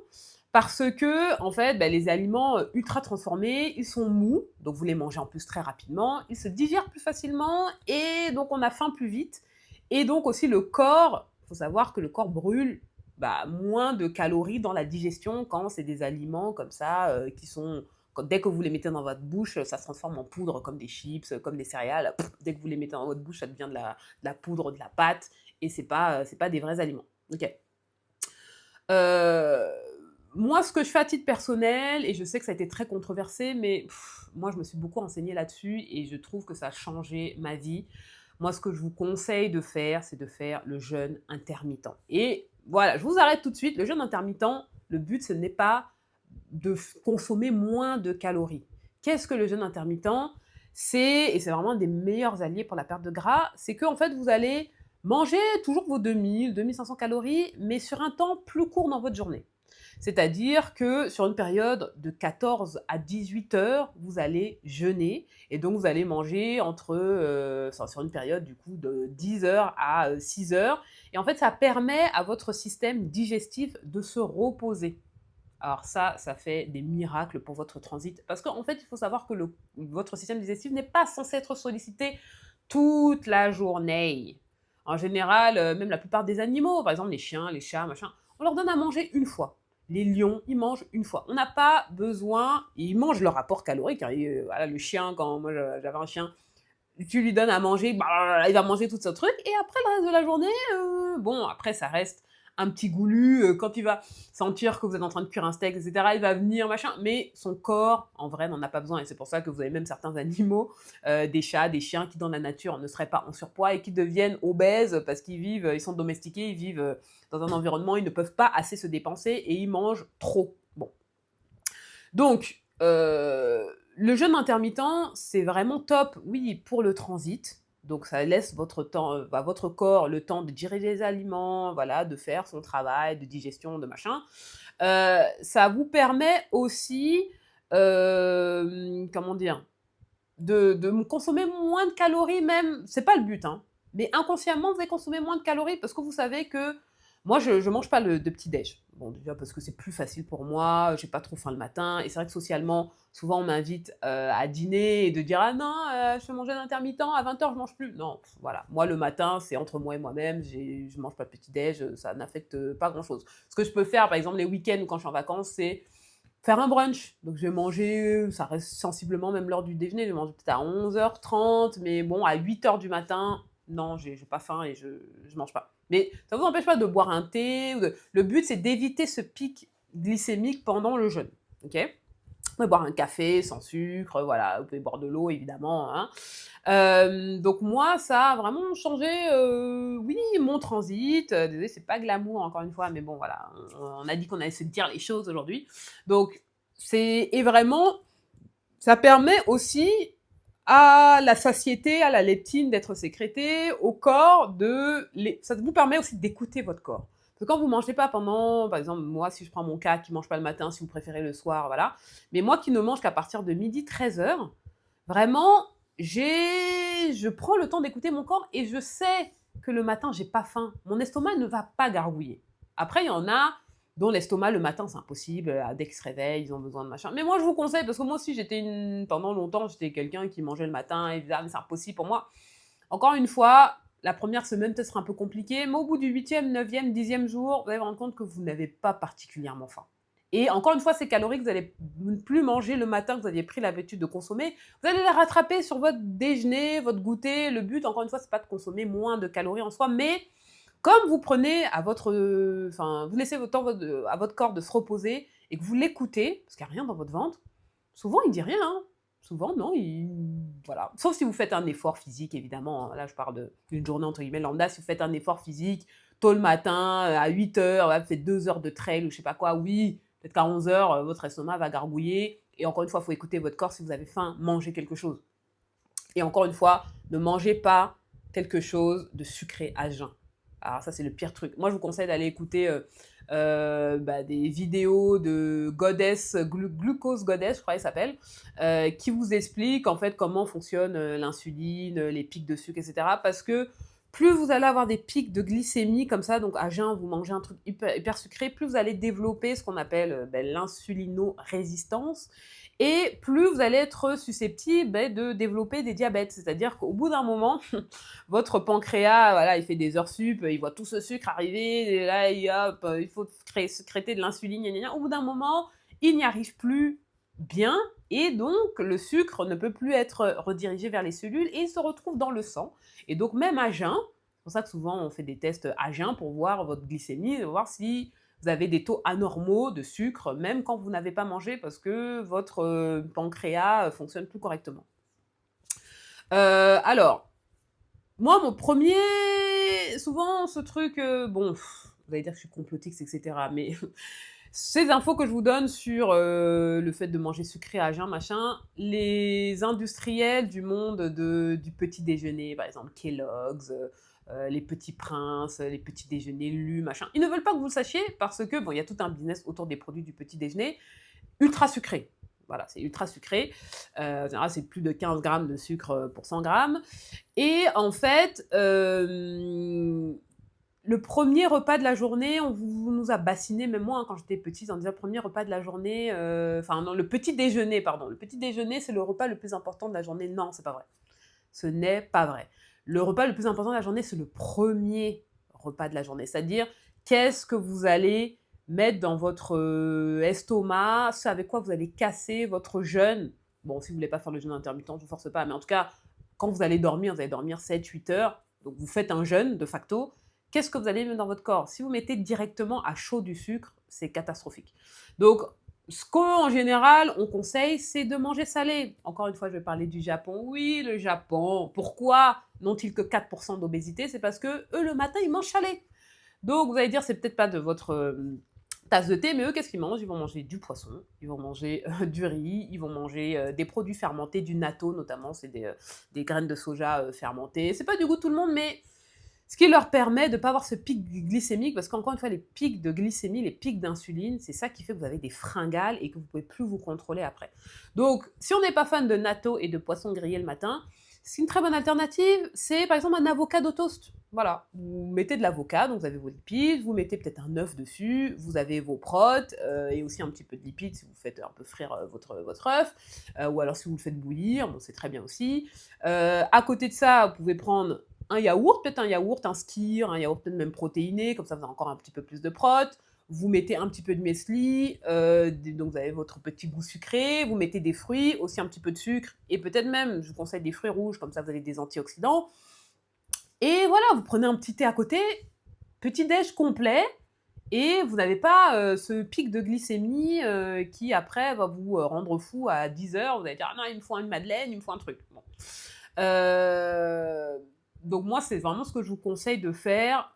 Premier repas de la journée, moi, c'est le déjeuner. Donc entre guillemets, moi, je prends mon repas, normal, je mange un curry, par exemple, et je vais prendre un dessert, donc j'ai aussi, mon petit goût sucré, machin. Si le matin, vous avez besoin de manger avocado toast, ou vous avez, d'autres alternatives comme du oatmeal, mais un oatmeal, un petit peu sucré, et à côté de ça, vous allez manger, voilà, des tomates cerises, enfin, ne mangez pas que du sucre pur, brut de décoffrage, c'est pas très bon pour vous, voilà. Alors moi, ce que j'ai découvert il y a pas longtemps, peut-être que ceux qui m'écoutent, le savaient, et donc très bien. Le meilleur régime à suivre, et quand je dis régime, c'est-à-dire, comment vous mangez, comment vous construisez votre assiette nutritionnelle, c'est le régime méditerranéen. Alors qu'est-ce que c'est? C'est manger énormément de fruits et de légumes. Bon, après, il y en a qui me disent: «Ah moi les légumes, j'aime pas les légumes». Les légumes, c'est délicieux. En vrai, les légumes, quand vous savez les cuisiner, vous les grillez au four, ou sur même un barbecue, des légumes grillés, mouah! C'est trop, trop, trop bon. Quand vous les assaisonnez, avec du za'atar, avec un peu d'ail, du gingembre, des mix d'épices, du cros fait ça très bien, un mix d'épices mexicains, italiens, que sais-je, marocains, très bon, avec un petit filet d'huile d'olive, ou même une sauce. Par exemple, vous faites bouillir, je sais pas moi, des légumes, peu importe lequel, ou vous les faites griller au four, et vous rajoutez une sauce par-dessus. Une sauce, vous essayez de faire pas trop grasse, mais une sauce à la cacahuète, une sauce, à la pâte de sésame, une sauce, pesto. C'est bon les légumes, franchement c'est bon. Bref, mangez, pour revenir, à la composition du régime méditerranéen, mangez beaucoup de fruits et des légumes. Ensuite, mangez des légumineuses et des fruits secs. Bon, les fruits secs, c'est très, très bien, notamment les noix du Brésil, vous avez du sélénium, dedans, dans les noix de cajou, vous avez des protéines, donc c'est vrai que c'est gras, mais vous avez des protéines, des bonnes graisses, dans les amandes, dans les cacahuètes, pareil. Et les légumineuses, oui, ça va, tout ce qui va être, lentilles, donc c'est bon pour les protes, donc voilà, incluez ça aussi dans ce régime-là. Vous avez les céréales, donc on dit: «Oui, les pâtes, c'est horrible». Non, les pâtes complètes, c'est très bien. Le riz complet, le riz brun, le riz noir, c'est très bien aussi. Mangez moins de viande, donc vous avez de la viande, mais vous contrôlez aussi vos quantités, de viande, et de poisson. Et non, pas de poisson, pardon. Si vous êtes, pas donc végétarien ou végane, privilégiez le poisson à la viande. Et si vous devez manger de la viande, privilégiez les viandes moins grasses comme la viande blanche au lieu de la viande rouge. Voilà. Donc, moi, comment je compose mon assiette? Donc, c'est à titre personnel parce que je mange pas de viande, mais vous pouvez adapter, machin. Donc, une assiette, comment ça fonctionne le régime méditerranéen? La moitié, donc 50%, c'est fruits et légumes. Donc, moi, j'adore mettre des fruits, par exemple, dans une poêlée de légumes, j'adore mettre de la nectarine, j'adore mettre un peu d'ananas. Bon, après, vous mettez les fruits que vous voulez, une petite ananas. Ça donne un petit goût sucré. Bon, voilà, et c'est du bon sucre, c'est du fructose. Voilà. C'est à ne pas diaboliser. Ou alors, vous pouvez juste manger des légumes, vos légumes préférés, machin. 50%. 25%, c'est vos protéines. Donc, ça peut être donc de la viande, ça peut être du poisson, ça peut être des œufs, ça peut être du soja, du tofu, des falafels, peu importe. Donc, vous avez 50% fruits et légumes, 25% protes, et les derniers 25%, c'est vos céréales, c'est vos légumineuses complètes, etc. Donc, quand vous composez votre assiette comme ça, parce que moi, ça va faire 3-4 mois que je le fais, je l'ai intégré aussi dans ma perte de gras, que j'avais initiée en début d'année, et vraiment, déjà l'assiette, elle est conséquente parce que les fruits et les légumes, on peut en manger dans une plus grosse quantité que par exemple, des pâtes, «blanches» entre guillemets, des pâtes qui sont pas complètes, que de la viande, et cetera, et pour vous, c'est trop bon, c'est plein de fibres, c'est plein, de vitamines, parce que pourquoi on a besoin de fibres? Pourquoi c'est essentiel? Parce que les fibres ne sont pas digérées par notre organisme. Donc en fait, ça va permettre, bon, si vous ne saviez pas à quoi servent les fibres, ça va permettre en fait d'accélérer le transit, de pouvoir, oui, évacuer ce qu'il y a dans votre estomac, dans vos intestins, et de ne pas être constipé. Donc les fibres, c'est la vie. Franchement, les fibres, mettez un maximum de fruits. Pourquoi on nous bassine, on nous bombarde dans les pubs, mangez 5 fruits et légumes par jour? Parce que le corps a besoin de fibres pour bien fonctionner. Voilà. Alors, autre chose, que je voulais voir avec vous, et je pense que peut-être beaucoup de personnes vont se retrouver là-dedans, il ne faut pas avoir un rapport émotionnel avec la nourriture.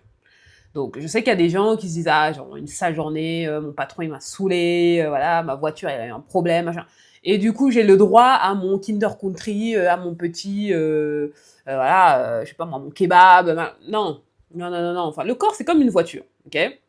Qu'il pleuve, qu'il vente, qu'il neige, vous allez quand même mettre votre samplon 95, votre samplon 98 ou votre diesel si votre voiture fonctionne au diesel. Donc non, le corps c'est pareil. Que vous ayez une sale journée ou pas, il faut quand même lui donner le carburant, si je peux continuer ma métaphore là avec la voiture, qui va lui permettre de fonctionner de la meilleure des façons possibles. Donc il faut des fibres, il faut des glucides, il faut les protéines, etc. Donc ça, c'est le premier truc. Et je sais que c'est pas forcément simple. Là, on arrive un peu sur le terrain des TCA, du rapport émotionnel avec la nourriture, des béquilles émotionnelles que peuvent être souvent, oui, les choses un petit peu sucrées ou pour salées, pour ceux qui préfèrent voilà, une bonne quiche Lorraine, un gros burger, machin. Mais là-dessus, vous pouvez peut-être vous faire accompagner par un psy pour essayer de détricoter un petit peu voilà, ces liens parfois malsains qu'on peut avoir avec la nourriture. Et c'est vrai que, bon, peut-être pour les parents qui m'écoutent, s'il y en a, moi je vous déconseille par rapport à vos enfants de les punir en disant tu n'auras pas de dessert ou alors de les récompenser en disant ah ben comme tu as bien travaillé, tu as droit à un gâteau. En fait, de mettre cette notion de valeur sur la nourriture, il y a les bons aliments, les mauvais aliments, les aliments pour se récompenser, les aliments pour se flageller comme les légumes. Ah bah voilà, je me flagelle, aujourd'hui je mange une salade. Non, non, non, non, franchement, faut pas avoir ce rapport ouais, un peu malsain avec la nourriture. Donc c'est pas toujours simple, mais moi je vous conseille voilà, de pas manger en fonction de vos émotions. Et c'est pas toujours simple, surtout pour nous les femmes, il y a des moments où nos hormones vont dans tous les sens et on peut pas forcément gérer. Ok. Euh, moi, pour prendre mon exemple, quelle que soit mon humeur, je vais me faire kiffer. Quelle que soit mon humeur, je vais me manger un bon plat, je vais manger un bon dessert, toujours en ayant en tête de pas trop manger une macro plus que l'autre, pas manger trop sucré, pas manger trop salé, mais je vais faire en sorte de me faire kiffer à chaque repas. Que j'ai une sale journée ou que j'ai une bonne journée, je mérite, mon corps mérite d'être nourri de la meilleure des façons possibles. Donc, et pour ça, il faut apprendre à cuisiner sain. Et ça, je sais que tout le monde n'a pas le temps, tout le monde n'aime pas cuisiner. Moi, j'avoue que c'est une passion pour moi. Mais c'est vrai que ça aide beaucoup de s'intéresser ouais, aux aliments, aux combinaisons qu'on peut faire pour que gustativement ce soit bon et que aussi nutritionnellement parlant, ce soit intéressant pour vous. Bon. Je vais peut-être passer voilà, sur la partie fitness. Alors attention, je vais vous décevoir, je pense. Ce n'est pas la clé pour perdre du poids, ou pour perdre du gras. Voilà, parce que le perdre du poids, on a vu tout à l'heure, pas trop de sens, mais pour perdre du gras, c'est pas la solution magique. Ok, c'est important de se bouger, hein, d'aller à la salle de sport, par exemple, mais l'activité sportive, quand vous défoncez à la salle de sport, ça ne représente que 10% des calories que vous allez brûler sur une journée. Okay, le reste étant réparti entre la digestion, l'énergie que effectivement votre corps consomme pour pouvoir vivre et pouvoir fonctionner, et vraiment tout ce qui va être nécessaire à ce qu'on appelle le NEAT. Alors le NEAT, c'est quoi exactement? Je crois que c'est Non-Exercise Activity Thermogenesis. Bon, c'est un terme un peu barbare. Juste pour dire, c'est toutes les activités que vous allez faire entre guillemets un peu sans vous en rendre compte, qui vont vous permettre de brûler des calories. Donc c'est aller faire ses courses, aller se promener, faire du ménage, aller chercher un colis, faire du lèche-vitrine, même vous vous promenez dans un magasin, vous allez à Zara, à Mango, machin, vous traînez dans les galeries Lafayette, vous marchez, vous arrêtez, vous asseyez, vous vous levez.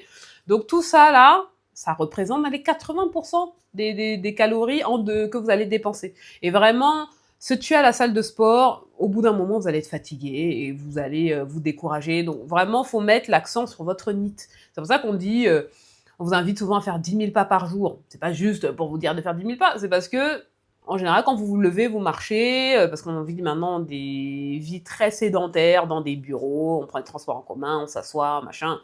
Je reprends encore l'exemple du Japon, ne m'en voulez pas, mais au Japon, ils marchent énormément.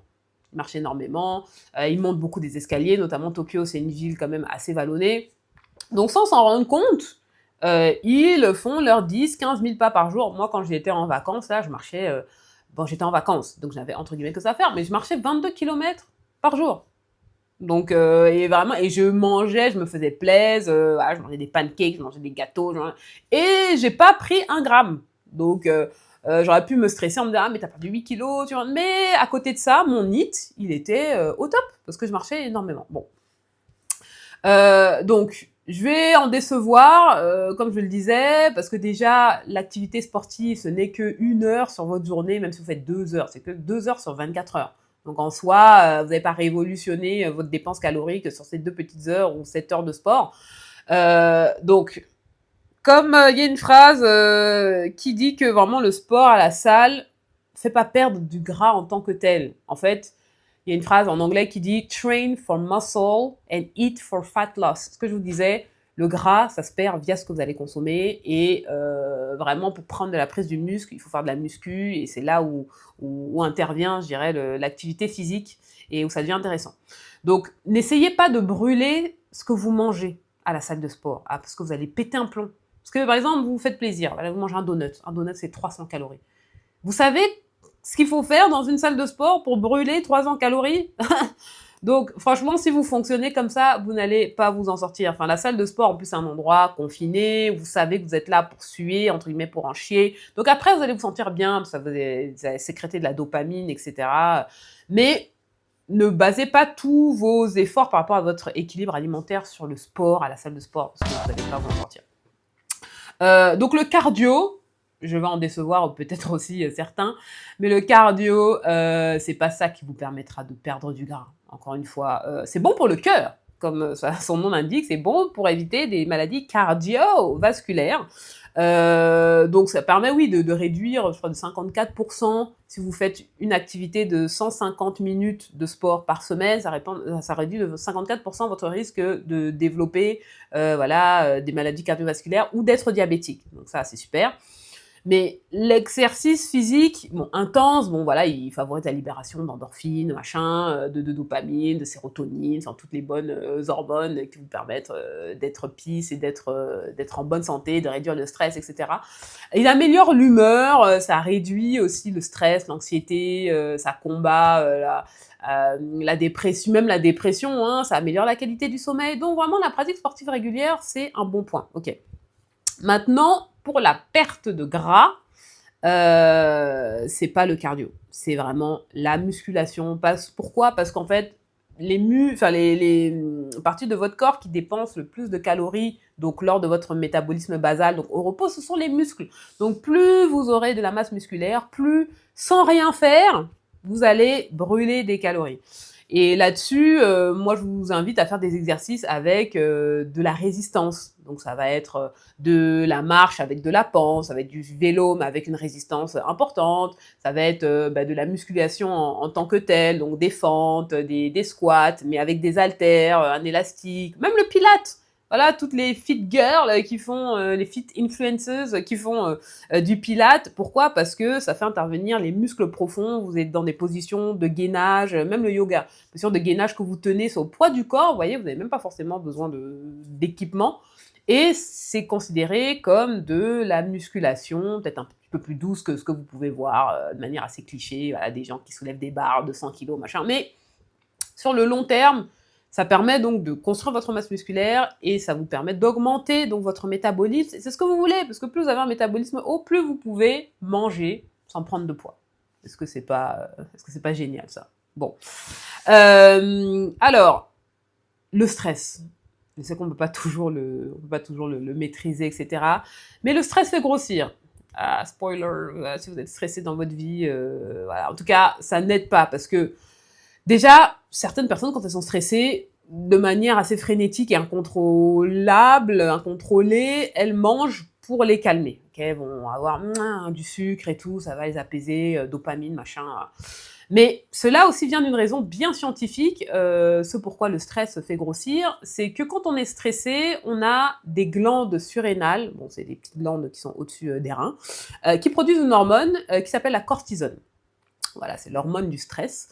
Et quand cela se produit, le foie, qu'est-ce qu'il va faire? Il va libérer du sucre dans le sang. ok? Et pourquoi est-ce que votre foie fait ça quand vous êtes stressé? C'est parce que, je dirais à l'époque des hommes des cavernes, quand on était en situation de stress, c'était souvent on était face à un danger imminent. C'est-à-dire que vous allez avoir un lion qui va surgir de nulle part et vous allez devoir produire un effort physique pour d'étaler et rester en vie.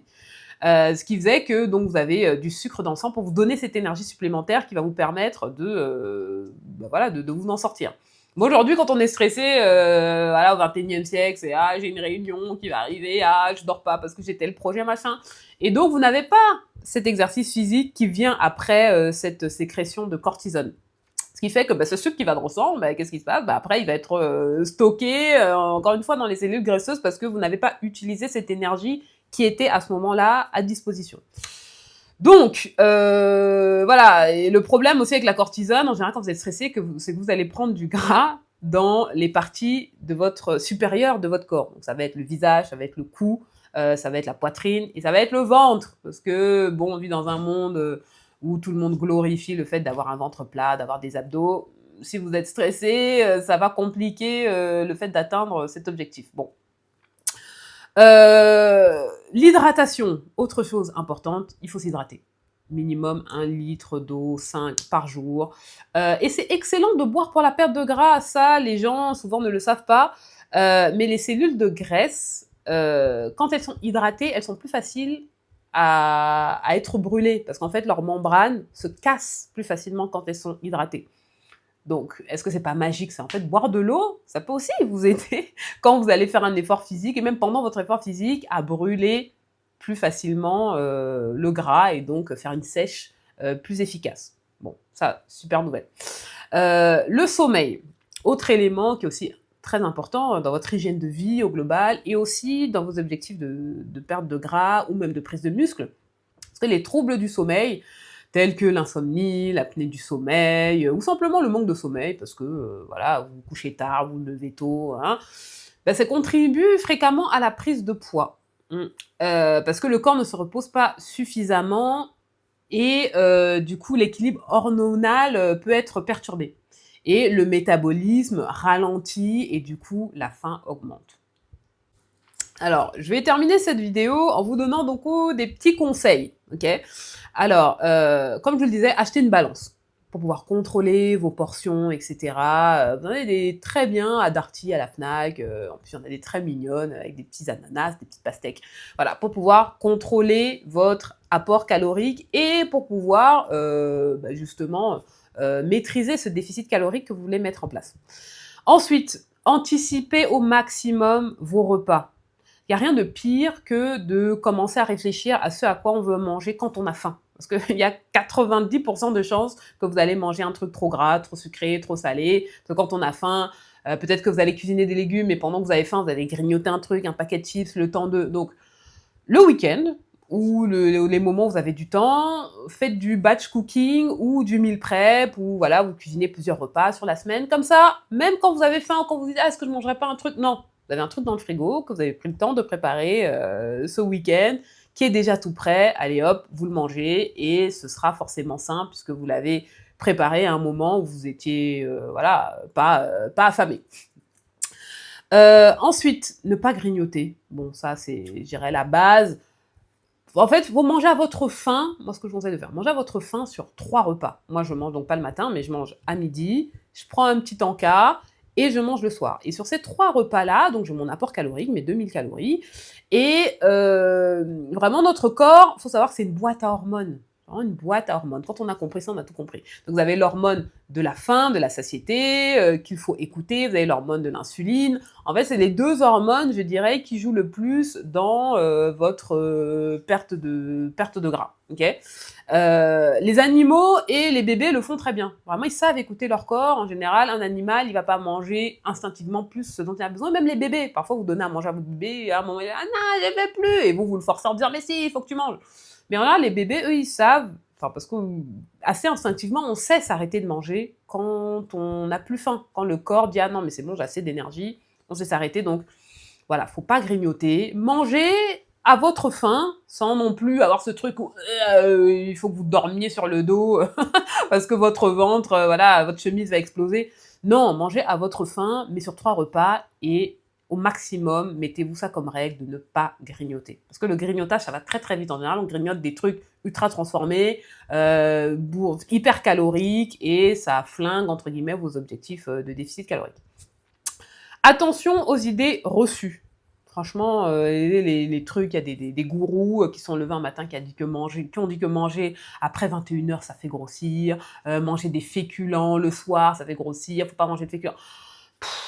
Voilà. Franchement, danger des réseaux sociaux et de tomber dans ce truc où vous vous dites que non, il y a des petites astuces, vraiment, des dogmes. Non, comme je vous disais, tout est une question d'apport calorique et de qualité de nutriments et des macros. Encore une fois, voilà, vous pouvez manger votre plat de pâtes, vous pouvez manger même votre pizza à minuit si vous voulez.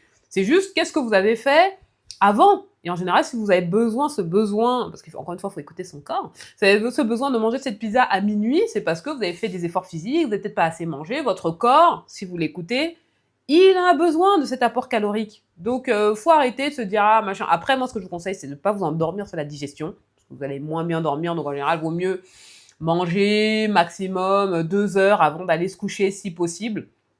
Mais après, là-dessus, bof, non, non, arrêtez avec ces dogmes de non, faut pas manger ci après 20h. Il n'y a pas une horloge magique dans notre corps à 20h01 ou à 21h01. Ah, elle a mangé des pâtes, alors je vais stocker 2 fois plus. Non, ça c'est n'importe quoi.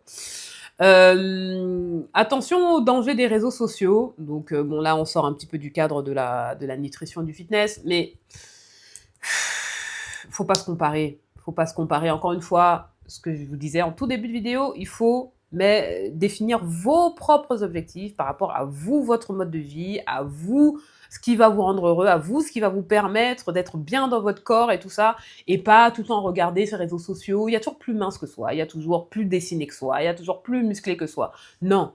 Regardez droit devant vous, arrêtez de regarder à gauche, à droite, qu'est-ce que l'autre y fait, comme quand on essaie de copier la copie du voisin pendant un contrôle de maths. Non, non, non, non. Donc vous, regardez ce qui vous correspond, ce qui vous marche pour vous aussi. Testez différents trucs. Là, je vous ai donné plein de conseils, je vous ai donné plein d'infos. Donc, essayez, vous, d'adapter aussi par rapport à vos modes de vie. Je vous parlais, par exemple, du jeûne intermittent. Ça ne convient pas à tout le monde parce que par rapport peut-être à vous, à votre fonctionnement, c'est pas possible. Voilà, vous adaptez, mais juste ayez en tête les principes du jeûne intermittent, à savoir, essayez au maximum de laisser votre voilà, tube digestif se reposer, essayez de ne pas grignoter, etc. Voilà. Donc, adaptez ce que je vous ai dit. Donc, si je dois conclure cette vidéo, je dirais... Enfin, je vais commencer par un message pour les personnes qui sont en surpoids, et voire même obèses. Et je sais que tout le monde ne va pas être d'accord avec moi, mais sachez que ce n'est pas de votre faute. Ok, je vais prendre une analogie assez simple. Si, dans une classe de 100 élèves, un élève échoue à l'examen, il y a fort à parier que c'est la faute de l'élève, ok, il n'a pas révisé, machin. Si sur cette classe de 100 élèves, 40 échouent, eh bien, c'est plutôt la faute du professeur qui soit ne les a pas bien préparés, il ne leur a pas donné les bons outils pour s'armer pour l'examen. Donc, tout ça pour dire que, voilà, en théorie, on devient obèse par rapport à ce qu'on consomme, voilà, comme nourriture et machin, mais c'est aussi surtout parce que on est exposé à un environnement avec de la nourriture qui n'est pas saine, avec du sucre, du gras, tout un tas d'additifs cachés dans la nourriture, écrits en tout petit, en italique, derrière le paquet. Et parfois même, on doit voilà, essayer de déplier l'emballage pour voir la liste des ingrédients. Donc là-dessus, franchement, ce n'est pas de votre faute. On est exposé à un environnement alimentaire catastrophique. Là-dessus, voilà. Donc enlevez cette culpabilité déjà de l'équation et envoyez paître ceux qui se permettent de venir aux phases de réflexion. Ouais, t'as aucune volonté, gna, gna, gna. Mêle-toi de tes fesses déjà, mêle-toi de ton corps, voilà. Donc les gouvernements et les lobbies, franchement, voilà, ils ne protègent pas les consommateurs. Là, on a une loi du plomb qui vient d'être votée, je sais pas quoi, donc nous on s'agite à faire des pétitions et tout ça, mais très clairement, on nous empoisonne. Ça, voilà, faut l'avoir en tête. Et vraiment une des manières les plus simples, je dirais, de lutter contre ça, c'est, comme je disais, de manger un maximum d'aliments non transformés, qui sont pas ultra transformés, qui sont pas industriels. Comme ça, vous maîtrisez les quantités de sucre, de gras, de sel, et en général, c'est meilleur. Franchement, c'est meilleur. Voilà. Franchement, ça, je pense que faut l'avoir en tête. Vraiment, la nourriture, ça peut être une véritable drogue. Vraiment, dans sa globalité, la nourriture. Je parle pas du sucre, mais ça peut être une drogue, la nourriture. Contrairement à l'alcool, à d'autres drogues et machin, ce qui est compliqué avec le fait d'avoir une relation saine avec la nourriture, si ça n'a pas toujours été le cas, etc., c'est que nous, on est obligé un petit peu de consommer cette drogue. On est obligé de manger de la nourriture pour vivre. On en a besoin pour vivre. Et donc, c'est vrai que de se sortir de cette relation toxique tout en consommant un petit peu voilà, de ce qui nous rend malade, c'est vrai que c'est pas évident. Et là-dessus, je dis vous, faut vous faire accompagner par un nutritionniste, par un psychologue, etc. Voilà, c'est pas juste des influenceurs sur Instagram qui vont vous donner les bonnes astuces pour sortir de ce cercle vicieux. Ni moi d'ailleurs, je m'inclus dans le lot. Hein. Franchement, si vous avez un vrai problème avec la nourriture, faites-vous accompagner. Deuxième truc avec lequel je veux conclure, c'est qu'il faut être patient. Voilà, arrêtez de vouloir perdre 15 kilos en 2 mois, machin. Je vous ai expliqué comment fonctionne votre corps. Il faut lui laisser le temps de s'adapter, sinon votre métabolisme, vous allez le bousiller et vous allez faire des effets yo-yo et ce sera vraiment contre-productif. Et même, franchement, mentalement, ce sera compliqué pour vous d'enchaîner voilà, des régimes, de voir des résultats, ensuite de tout reprendre et dire mais pourquoi, comment ça, c'est parce que vous n'avez pas pris le temps de mettre en place plusieurs mécanismes. Comme je vous ai dit, il n'y a pas de recette secrète. Vous avez vu, c'est plusieurs choses à mettre en place. Il y a le sommeil, il y a l'hydratation, il y a le stress, il y a contrôler les portions, il y a vérifier qu'on mange de manière consciente, il y a faire de la musculation, il y a... Voilà, c'est tout un tas de choses qu'il faut mettre en place pour, voilà, que ce soit un lifestyle. Voilà, c'est un lifestyle, c'est pas... voilà, des petites astuces, des petits tricks pour réussir à perdre du poids et machin. Parce que votre objectif, je pense, c'est d'être en bonne santé et c'est de pouvoir maintenir un poids de forme sans trop faire d'efforts. Voilà, en ayant juste des habitudes saines qui vous permettent de maintenir votre poids. Et enfin, il faut accepter le fait que même pendant votre prise de masse ou pendant votre perte de gras, vous n'allez pas être parfait. Il faut accepter le fait que ce ne soit pas parfait. Vous allez faire un petit écart, oubliez cette phrase « foutu pour foutu, allez, je lâche tout ». Non, rien n'est foutu pour foutu. Même si vous dérapez un petit peu de votre objectif, de votre routine, rien n'est perdu. Le lendemain, vous allez reprendre votre routine, vos habitudes alimentaires saines, votre routine fitness, et tout va bien se passer. Par exemple, quand en été, peut-être on fait un petit peu moins de sport, pendant l'hiver, on fait un petit peu moins de sport, voilà. Rien n'est fichu pour fichu. Pendant 1, 2, 3 semaines, vous pouvez un petit peu vous relâcher, soit sur votre mode alimentaire, soit sur votre pratique sportive, prendre un peu de poids. Et comme vous l'avez vu, moi je l'ai fait l'année dernière, je suis un exemple vivant. Je me suis un peu laissée aller et puis j'ai remis en place des choses, un peu plus de sport, un peu plus attention à ce que je mange, etc. Et les kilos, je les ai perdus sans me frustrer. Je continuais à fêter la Chandeleur, j'ai mangé des crêpes, j'ai fait la galette des rois, j'ai mangé à Noël, enfin... Voilà, et la vie est trop courte pour s'infliger comme ça des frustrations sur le long terme. Non, non, non, non. Trouvez votre équilibre et essayez de mettre en place, via les différentes informations que vous allez prendre, peut-être dans cette vidéo, peut-être dans d'autres choses, via des médecins, des coachs sportifs, etc. Et s'il le faut, faites-vous accompagner et vous allez réussir.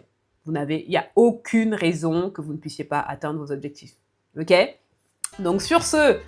Encore une fois, merci de m'avoir rejoint sur la saison 2 de Top. Si cet épisode vous a plu, donc ce prologue, n'hésitez pas à en parler autour de vous, à me suivre sur les réseaux, trentenaire ou presque sur Instagram, à liker, à partager. Et puis je vous dis à très bientôt, je vous fais des gros bisous.